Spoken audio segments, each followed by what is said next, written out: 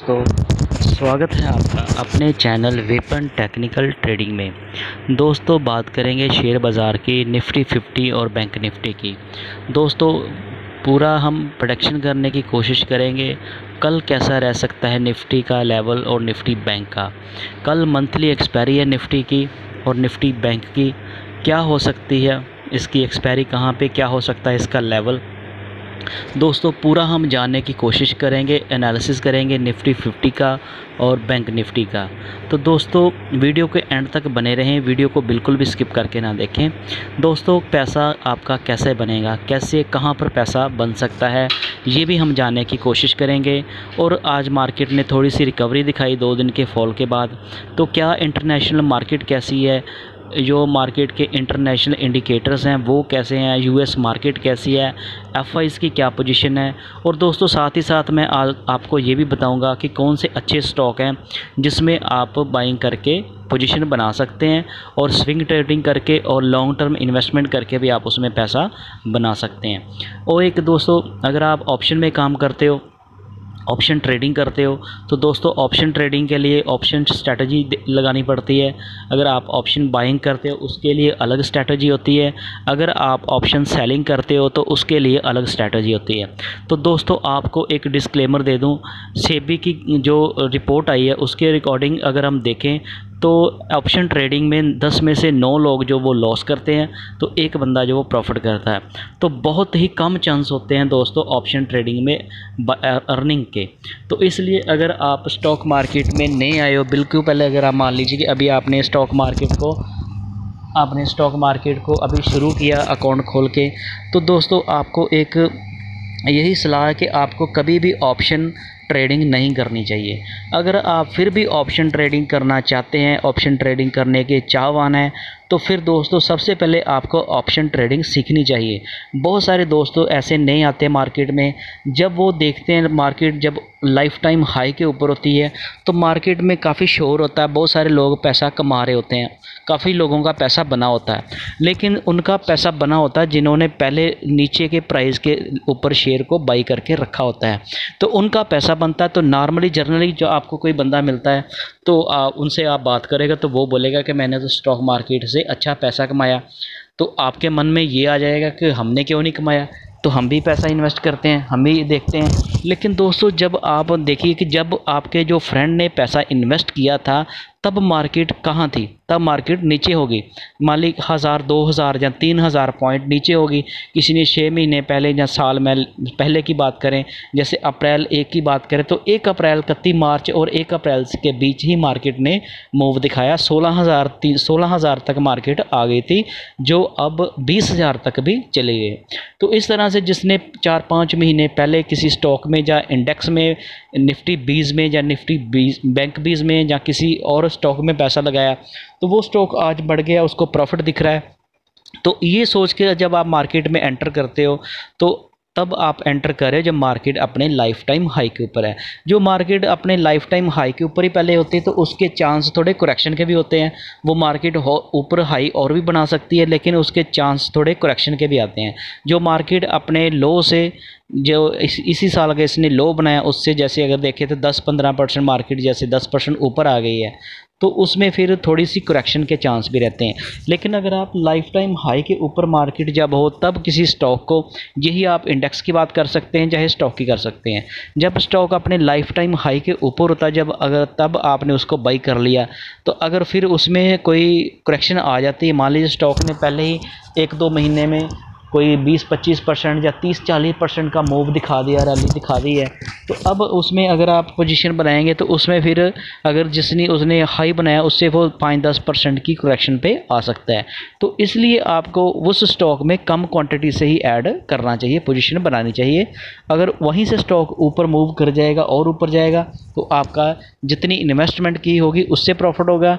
अगर स्टॉक वहाँ से नीचे आ जाएगा तो आपके पास फंड होना चाहिए उसको एवरेज करने के लिए। तो इसलिए दोस्तों कम कम क्वांटिटी से ही आपको शेयर को बाई करना चाहिए, और जो भी शेयर अच्छे स्टॉक अच्छी कंपनी के शेयर हैं वही आपको बाई करने चाहिए स्टार्टिंग में, और बिल्कुल भी पैनी स्टॉक में पैसा इन्वेस्ट नहीं करना चाहिए। जो भी अगर आप निफ्टी 50 के 50 कंपनी के ऊपर ही आप फोकस करोगे तो आप स्विंग ट्रेडिंग करके अच्छा प्रॉफिट बना सकते हैं। मान लीजिए जैसे कोई शेयर नीचे गिर जाता है, जैसे रिलायंस की हम पहले थोड़ी देर पहले बात करें, एसबीआई की बात करें तो ये कितने नीचे थे, कोल इंडिया की बात करें तो ये कितना 220 तक आ गया था। और इसी को अगर हम 3 महीने भी नहीं, 1-1.5 महीने की अगर हम बात करें तो लगभग 200 के पास कोल इंडिया आया था, जो आज पूरा 291 रुपये आ गया, लगभग 300 के पास आ गया। तो 200 रुपये का शेयर जब 100 रुपये लगे तो देखिए कितने परसेंट वो शेयर बढ़ गया। उसने लगभग 50% से भी ऊपर का मूव, 50% उसने मूव दिखा दिया। तो 50% से ऊपर का बनता है अगर कैलकुलेट पूरी करके देखें तो 50% जिसका एक 1-1.5 महीने में जिसको प्रॉफिट हो गया, तो ऐसे स्टॉक अब जो उसमें एंट्री करेगा तो उसके लिए एक रिस्क भी थोड़ा हो सकता है यहाँ से स्टॉक और ऊपर चला जाए। लेकिन अगर वो करेक्शन पे आएगा तो तब आपके पास फंड होना चाहिए उसको एवरेज करने के लिए, और अच्छी कंपनी के शेयर है, जैसे वो नीचे आता आप उसको बाई कर सकते हैं, ऊपर जाता आप उसको सेल कर सकते हैं। जिसने मान लीजिए कि 200 पे बाई किया होगा, अब 300 प्राइस आ गया तो उसमें प्रॉफिट बुकिंग कर सकता है। फिर से जैसे वो नीचे आएगा तो आप उसमें फिर से पोजीशन बना सकते हैं। तो ऐसे दोस्तों स्विंग ट्रेडिंग करके भी आप अपना प्रॉफिट बना सकते हैं। ऑप्शन ट्रेडिंग में बहुत रिस्क होता है, इसलिए अगर ऑप्शन ट्रेडिंग भी आप करना चाहते हैं तो वो आपको सीख कर करनी चाहिए, ऐसे नहीं करनी चाहिए। तो दोस्तों बाज़ार थोड़ी दिन गिरावट के बाद, करेक्शन के बाद आज बाज़ार ने फिर थोड़ी सी रिवर्सल दिखाया निफ्टी ने। तो क्या था बाज़ार का, हम मार्केट के थोड़ा देखते हैं और पूरा एनालिसिस करने की कोशिश करते हैं। कल मंथली एक्सपायरी है सितंबर की 28 सितंबर की निफ्टी और निफ्टी बैंक की, तो क्या इसका लेवल रह सकता है जी, हम पूरा एनालिसिस करने की कोशिश करते हैं। तो चलिए मार्केट अगर निफ्टी की बात करें तो निफ्टी ने आज लगभग 1/4% का मूव दिखाया, 52 पॉइंट के हिसाब से गेन दिखाया। वही निफ्टी बैंक की बात करें तो इसने 35 पॉइंट लूज़ की है, लगभग 0.8%। वहीं सेंसेक्स की बात करें तो इसने 173 पॉइंट मूव दिखाया, लगभग 1/4%। वहीं इंडिया विक्स की बात करें तो ये आज 3.5% ऊपर था। तो वॉलेटिलिटी आज बढ़ी हुई थी। तो वहीं अगर हम देखें तो इसके एक एक करके हम तीनों इंडेक्सों को देखते हैं। सबसे पहले अगर हम निफ्टी की बात करें तो दोस्तों निफ्टी का कल जो प्रीवियस था वो था 19,664। तो आज ये ओपन होता है 19,637, लगभग थोड़ा सा ये गैप डाउन खुलता है, 30 पॉइंट ये गैप डाउन खुलता है। तो गैप डाउन खुलने के बाद फिर ये अपना लो बनाता है, काफ़ी नीचे आ जाता है, 554 का ये लो बनाता है। उसके बाद फिर इसमें रिकवरी आ जाती है, बाइंग आ जाती है, तो ये फिर अपना हाई बनाता है 19,730 का। तो वहाँ से लास्ट में लगभग डे हाई के ऊपर ही 716 पे ये क्लोज़ कर देता, 51 पॉइंट का गेन दिखा के, लगभग 1/4%। इसके अगर हम टेक्निकल चार्ट के ऊपर देखें तो टेक्निकल चार्ट के ऊपर देखें तो अभी इसका RSI वो 50 के पास है। तो अभी भी ये अभी थोड़ा सा मार्केट मतलब कि RSI 50 के पास है, तो बुलिश मोड में तो है। लेकिन इसने जो इसका 50 डेज़ का ये जेलो लाइन जो आप देख रहे हैं, ये इसकी 50 डेज़ की मूविंग एवरेज की लाइन है ये वाली। तो अभी इसने इसको ब्रेक डाउन करने के अभी ब्रेक आउट करके इसको मतलब कि होल्ड किया है। तो हो सकता है कल इसमें थोड़ी सी और मूवमेंट आ सकती है एक्सपायरी के डे। तो दोस्तों एक्सपायरी के डे क्या होता है कि मार्केट में दोनों साइड की पोजीशनें लोगों की होती हैं, तो मार्केट काफ़ी वोलेटिलिटी रहती है, ऊपर नीचे मार्केट ट्रेडर्स जो होते हैं अपनी पोजीशनें करते रहते हैं। तो अगर आप ऑप्शन ट्रेडिंग करते हो तो आपको पोजीशनें दोनों साइड की बनाकर कम कम क्वांटिटी से करनी चाहिए। तो निफ्टी की दोस्तों जो कल की जो एक्सपायरी का जो लेवल निकल के आ रहा है, इसका PCR डाटा के हिसाब से अगर हम देखें तो वो लगभग 19,750 के आसपास, जो आज इसका करंट लेवल है, इसी के आसपास 728 पे ये क्लोज़ हुआ। तो लगभग 19,750, 800 और 700 इसके बीच की इसकी क्लोजिंग की मैक्सिमम क्लोजिंग पेन आ रही है। तो उस हिसाब से आप ट्रेडिंग की अपनी स्ट्रेटजी बनाकर चल सकते हैं। इसके दोस्तों अगर हम बात करें इसके मूविंग एवरेज की, तो अभी भी RSI इसका बुलिश मोड में ही है। अगर मिडल बोलिंजर बैंड की बात करें तो ये 19,760 था, जो इसके लगभग अगर ये कल इसको ब्रेकआउट करता है तो इसमें थोड़ा सा फिर और मार्केट ऊपर जा सकती है, रिकवरी दिखा सकती है। यहाँ पे पहले इसने कंसोलिडेट किया था, ये देखिए यहाँ पे आप चार्ट के ऊपर देख रहे हैं, पहले इसने पहले इसने यहाँ पे कंसोलिडेट किया था, अब मार्केट थोड़ा सा कंसोलिडेशन यहाँ पे बन रहा है। हो सकता है मार्केट कल इसकी एक्सपायरी और परसों फ्राइडे 1-2 दिन मार्केट यहीं पे कंसोलिडेट करे और मंडे को मार्केट फिर अपना एक ऊपर की साइड की यात्रा शुरू कर सकती है।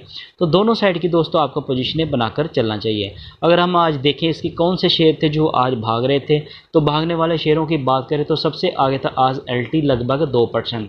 तो भागने वाले मैक्सिमम एक ही शेयर था जो लगभग 2% से भी थोड़ा कम, 2.25% भागा। उसके बाद एक और शेयर था कोल इंडिया, अभी जो हमने इसकी बात की है। तो ये देखिए कोल इंडिया भी आज टॉप गेनर के पास सेकंड नंबर पे था, तो लगभग 0.25%, ये भी 0.2% भागा, 291 के पास आ गया। तो श्री सीमेंट की बात करें तो 26,000 के पास आ गया, 26,400। ITC की बात करें तो ये भी फिर 450 के पास। को सिप्ला, तो दोस्तों सिप्ला बहुत ही अच्छी कंपनी, ITC ये सारी अच्छी कंपनियाँ। इसमें जब भी ये स्टॉक नीचे आता है तो तब आप इसमें पोजीशन बना सकते हैं। फार्मा सेक्टर की बात करें तो सन फार्मा भी आज, सिप्ला और सन फार्मा भी आज लगभग 1.25% ऊपर था। मारुति की बात करें तो ये देखिए मारुति अब 10,680 के पार निकलता हुआ दिख रहा है, 1% ऊपर। अडानी पोर्ट की बात करें ये भी 1% ऊपर। रिलायंस इंडस्ट्री बहुत ही अच्छे प्राइस के ऊपर आया था, फिर इसने आज रिकवरी दिखाई, लगभग 1.25% आज इसने गेन दिखाया। वहीं आगे देखिए एक्सिस बैंक की बात करें तो 1025 आ गया, काफ़ी इसने मूवमेंट दिखाई 1% की। अपोलो हॉस्पिटल 5000 के पार 5105 पे आ गया। इंडसइंड बैंक की बात करें तो ये भी 1% ऊपर है। और देखो ये देखें अगर हम हिंदुस्तान यूनिलीवर, तो हिंदुस्तान यूनिलीवर दोस्तों कितना इसने लो बनाया था, लगभग 2450 तक, ये नीचे जाने के बाद अब 2500 के पास आ गया। तो अब इसके अगर हम चार्ट के ऊपर देखा, इसमें थोड़ा अब ब्रेकआउट आ गया, रिवर्सल आ गया, तो अब इसका जो लेवल फिर 2600-2700 पे ये जाने के लिए तैयार हो रहा है। तो आप इसमें भी पोजीशन बना सकते हैं। हिंदुस्तान यूनिलीवर बहुत ही अच्छी कंपनी, काफ़ी देर से ये 2500 से नीचे था, 2500 के आसपास ही ट्रेड कर रहा था, लेकिन आज ये 2500 को इसने होल्ड किया, तो इसमें थोड़ी सी और आ सकती है, इसमें रैली आ सकती है। वहीं अगर हम ऐसे भी लाइफ की बात करें तो इसका भी अच्छा रिस्पांस था, 1% ऊपर और 1300 के पार पहुंच गया। भारतीय एयरटेल भी बहुत ही अच्छी मूवमेंट, इसमें 1% के आसपास। हिंडाल्को, विप्रो भी बहुत अच्छी, इसने IT सेक्टर में काफ़ी रिवर्सल आया इसमें। HDFC लाइफ की बात करें तो बहुत ही अच्छा इसने भी मूव दिखाया, 1% के आसपास। ब्रिटानिया की बात करें तो ब्रिटानिया देखिए 4600 के पास और लगभग ½ % इसने गेन दिखाया। डॉक्टर रेड्डी की बात करें ये भी आज ½% ऊपर था। पावर ग्रिड की बात करें तो ये भी आज लगभग ½ % ऊपर था। टेक महिंद्रा भी आज ½ % ऊपर। इन्फोसिस की बात करें तो ये आज 1460, जी कल थोड़ा 2 दिन पहले गिर गया था, 1500 के पार ये आ गया था। अल्ट्राटेक सीमेंट की बात करें तो ये भी लगभग ½ % ऊपर था। डिवीज़ लैब भी लगभग ½ %। एशियन पेंट भी ऊपर था। आइसर मोटर की बात करें तो ये भी थोड़ा आज ऊपर था। TCS और कोटक बैंक और टाटा मोटर, ये सारे के सारे शेयर आज भाग रहे थे। गिरने वाले शेयरों की बात करें तो सबसे आगे था आज IOC, oil India corporation, Indian oil corporation, ये आज लगभग 0.2% नीचे था। टाइटन कंपनी भी आज 1.5% नीचे थी। वहीं अगर हम बात करें Grasim, hero MotoCorp, SBI bank की बात करें, BPCL, बजाज ऑटो, HDFC और ICICI बैंक, ये सारे शेयर आज लगभग आधा 1% और आधा के बीच ही गिरे हुए थे। दोस्तों ऐसे ही जब कोई अच्छी कंपनी का स्टॉक नीचे आता है तो आप उसमें इन्वेस्टमेंट करके पोजीशन बनाकर स्विंग ट्रेडिंग करके प्रॉफिट बना सकते हैं। SBI की बात करें तो ये पहले फिर 600 के ऊपर चला गया था, आज फिर ये 590 पे आ गया, तो 90 से भी नीचे आ गया। तो आप इसमें अपनी थोड़ी सी आप इसमें अपनी पोजीशन बना सकते हैं कम क्वांटिटी से। BPCL भी अब डाउन है। और बजाज ऑटो की बात करें तो ये तो काफ़ी अभी ऊपर ही है। HDFC में भी आप 1526 के पास है, तो इसमें भी आप अपनी थोड़ी सी पोजीशन बना सकते हैं। ICICI बैंक की बात करें तो ये थोड़ा सा काफ़ी इसमें थोड़ी सी करेक्शन आई है, ये थोड़ा सा नीचे आया, तो आप इसमें भी अच्छा स्टॉक इसमें इन्वेस्ट कर सकते हैं। टाटा स्टील की बात करें तो टाटा स्टील भी आज ½ % लगभग नीचे था। ये दोस्तों अच्छे स्टॉक हैं, जब भी ये स्टॉक नीचे आते हैं तो तब आपको एक मौका देते हैं उसमें एंट्री करने का। UPL की बात करें, Nestle India, Mahindra and Mahindra, NTPC, ONGC, Bajaj Finserv, Tata communication और SCL टेक, ये सारे के सारे शेयर आज गिरे हुए थे। इसके अगर हम PCR की बात करें, जो इसका कल का PCR है वो 19,700 जो मैंने अभी आपको बताया 19,700 के आसपास इसकी मैक्सिमम क्लोजिंग पेन आ रही है। तो पीसीआर इसका पूरा 1 पर आ गया। तो 1 पर पीसीआर हम इसको थोड़ा दोनों साइड की मार्केट को मान सकते हैं, जी ऊपर भी जा सकता है नीचे भी, क्योंकि 1 पर जब या 1 के ऊपर जब पीसीआर होता है तो तब हम उसको बुलिश मोड में मानते हैं। लेकिन अब ये पूरा 1 के ऊपर ही है, तो यहाँ से मार्केट दोनों साइड आप मान के चल सकते हैं कि मार्केट ऊपर भी जा सकती है और नीचे भी। दोनों साइड की कल पोजीशनें बनेंगी लोगों की। काफ़ी लोगों के स्टॉप लॉस हिट भी हो सकते हैं, टारगेट भी होंगे, क्योंकि कल वीकली मंथली एक्सपायरी है। तो इस तरह से अगर हम बात करें आगे निफ्टी बैंक की बात करें, तो निफ्टी बैंक का जो कल प्रीवियस था वो था 44,624। तो ये आज ओपन होता है 44,465। लगभग ये पूरे 150 पॉइंट ये गैप डाउन खुलता है। तो गैप डाउन खुलने के बाद फिर अपना ये और लो और नीचे बनाता है, 44,182 पर आ जाता है। लगभग 400-500 पॉइंट, ये 400 पॉइंट और नीचे आ जाता है अपने ओपनिंग पॉइंट से। उसके बाद फिर इसमें रिकवरी आती है, तो ये फिर अपना जितना इसने लॉस किया था वो सारा का सारा इसने रिकवर कर लिया और 44,668 का इसने 68 का हाई बनाया, जो इसके प्रीवियस से भी ऊपर था। उसके बाद फिर ये थोड़ा सा नीचे आके 35 पॉइंट मतलब कि लूज़ करने के बाद ये फ्लैट ही क्लोज़ हो जाता है।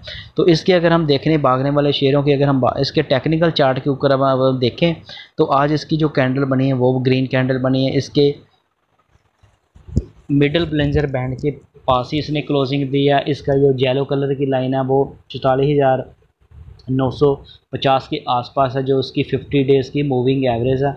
अगर ये इसको ब्रेकआउट करके अगर ये कल इसको ब्रेकआउट करता है तो इसमें हाई बनाता है, इसमें होल्ड करता है, तो इसमें थोड़ी सी आप इसमें मजबूती देख सकते हैं निफ्टी बैंक में।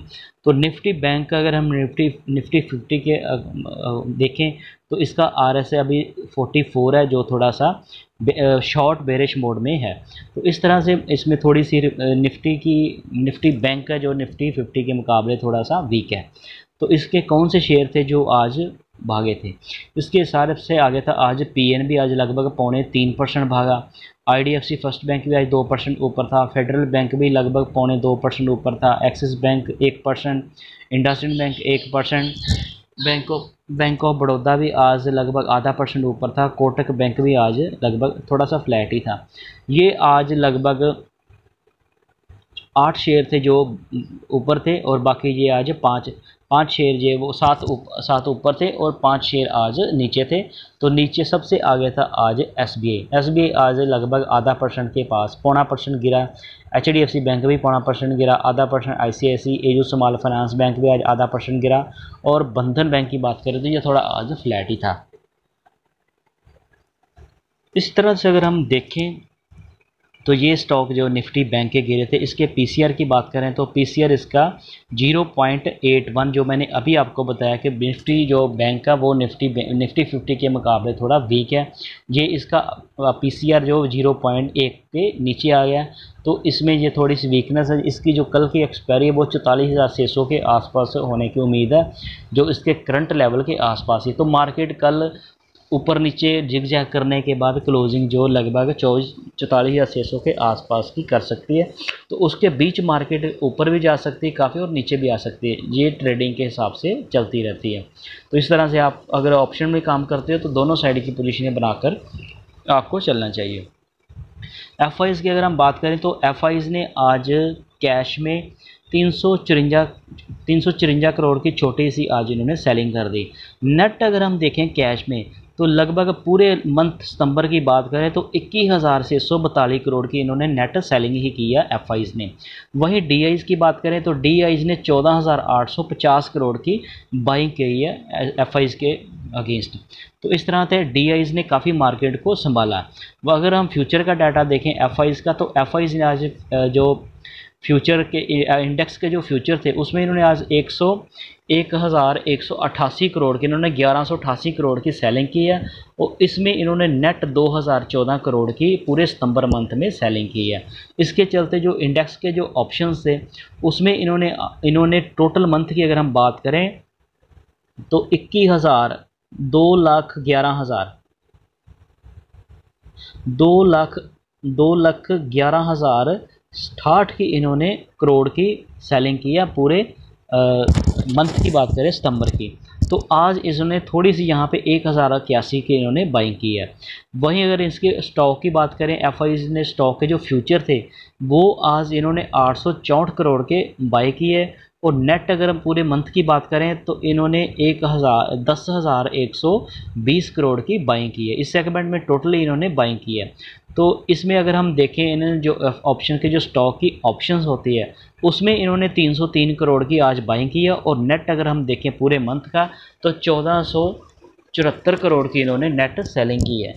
तो बहुत सारे दोस्तों ये अलग अलग के सेगमेंट्स होते हैं, किसमें ये मैनिपुलेशन करते हैं, किसी सेगमेंट में ये काफ़ी बाइंग कर देते हैं, किसमें काफ़ी सेलिंग करके उसको स्टॉक को ऊपर नीचे कर देते हैं और ऐसे ही मार्केट को मैनिपुलेट करके अपना प्रॉफिट निकाल के निकल जाते हैं। तो इनसे बचने के लिए आपको यही है कि अगर आप लॉन्ग टर्म इन्वेस्टर हो तो फिर आपको इनसे डरने की कोई ज़रूरत नहीं, तब आपका पैसा बनेगा। बस आपको अच्छी कंपनी ढूंढकर उसमें कम क्वांटिटी से अपनी एसआईपी करके स्टॉक में बाइंग करते रहिए। अगर जब स्टॉक कोई नीचे आ जाता है तो उसमें आप एंट्री कर सकते हैं, उसको बाई कर सकते हैं, लेकिन कंपनी अच्छी होनी चाहिए। तो जैसे मर्जी, जैसे आप इनका डाटा देख रहे हैं, कभी किसी ये स्टॉक में ऐसे मैनिपुलेशन करते हैं, स्टॉक को गिरा देते हैं। जैसे कुछ दिनों पहले कोल इंडिया की बात करें, अब एसबीआई एचडीएफसी बैंक की बात कर रहे हैं, ये भी अब काफ़ी गिरा हुआ है, काफ़ी नीचे है। तो ऐसे जब ये स्टॉक में ऐसे मैनिपुलेशन करते हैं, स्टॉक को गिराते हैं, तो आप उसमें अपनी पोजीशन बना सकते हैं। कम क्वांटिटी से ऐड करते रहिए। जैसे मार्केट में रिवर्सल आएगा फिर से इनको बाइंग करने की ज़रूरत पड़ेगी तो आपका स्टॉक ऊपर जाएगा, तब आप उसमें प्रॉफिट बुकिंग कर सकते हैं। थोड़ा सा आपको वेट करना होगा और वेट करने के साथ साथ आपको थोड़ा सा ध्यान रखना होगा। जैसे अगर आप ट्रेडिंग करते हैं ऑप्शन में तो फिर ये आपको इतना मौका लंबे टाइम का नहीं मिलता। अगर आप लॉन्ग टर्म इन्वेस्टर हो तो आप फिर अच्छे स्टॉक को लेकर भूल से आएंगे तो आपका प्रॉफिट बनने के चांस बढ़ जाते हैं। वहीं आज हम यूएस मार्केट की बात करें तो हमारे बाज़ार देखिए, बीएसई सेंसेक्स ऊपर था, निफ्टी भी ऊपर था, विक्स भी ऊपर था, निफ्टी बैंक आज नीचे था। डॉ जोन की बात करें तो ये भी आज लगभग 87 पॉइंट अब नीचे है। S&P 500 लगभग फ्लैट ही है थोड़ा। नेस्डेक की बात करें तो ये भी थोड़ा फ्लैट ही है। स्मॉल कैप इनका 16 पॉइंट ऊपर है। विक्स की बात करें वो नीचे है। S&P HXT ये थोड़ा नीचे है। TR कनेडा देखें तो ये अभी थोड़ा सा 1% नीचे है।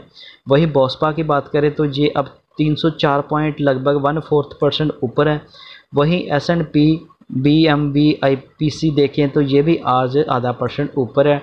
डेक्स की बात करें तो ये आज नीचे है।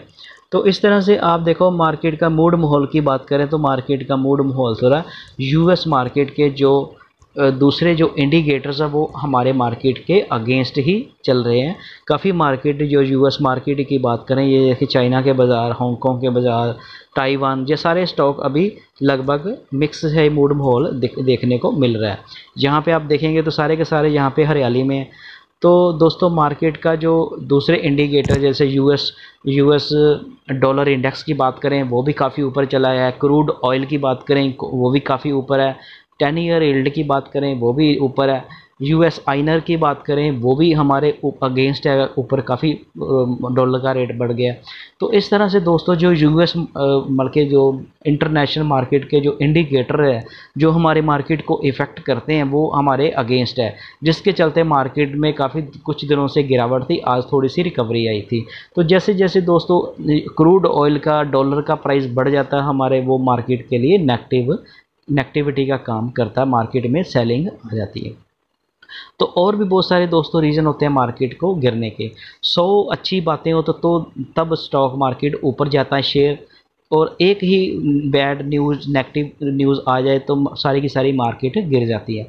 अच्छा करने के लिए 100 चीज़ें चाहिए होती है और बुरा करने के लिए सिर्फ एक चीज़ ही चाहिए होती है। तो इस तरह से दोस्तों अगर हम देखें तो आप अगर ऑप्शन में काम करते हैं तो उसके लिए अलग स्ट्रैटेजी होती है, उसको समझना पड़ता है। अगर आप कैश में काम करते हैं, आप अभी नहीं हो, आपको कोई समझ नहीं स्टॉक मार्केट की, तो आपको सबसे पहले कैश में ही काम करना चाहिए। तो दोस्तों उम्मीद है कि आपको ये मेरी इन्फॉर्मेटिव वीडियो अच्छी लगी होगी। अगर आपको ये मेरी वीडियो अच्छी लगी तो मेरे चैनल को सब्सक्राइब करना, वीडियो को लाइक करना और अपने दोस्तों के साथ भी शेयर करना। Thank you.